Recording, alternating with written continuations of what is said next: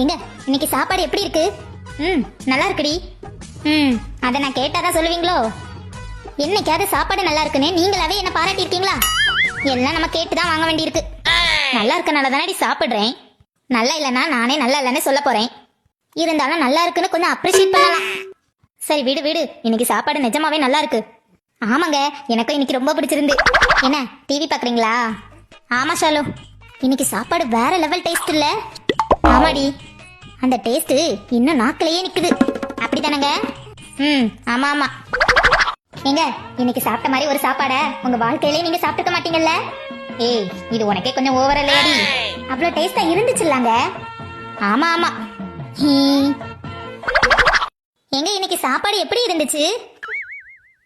ஐயோ, ஒரு நாள் சாப்பாடை நல்லா சமைச்சிட்டாலாம், அதுக்கு இவ பண்ற அட்டூழியம் இருக்கே. அப்பப்பா, மனுஷனை நிம்மதியா கக்கூஸ் போக விடுறாளா? என்னங்க இப்ப என்னடி வேணும் உனக்கு? நீ பண்ண சாப்பாட்டுக்கு உனக்கு ஒரு ஆஸ்கார் அவார்டும் கொடுத்து தலையில ஒரு கிரீடம் வச்சு விட்டுருவோம், சரியா?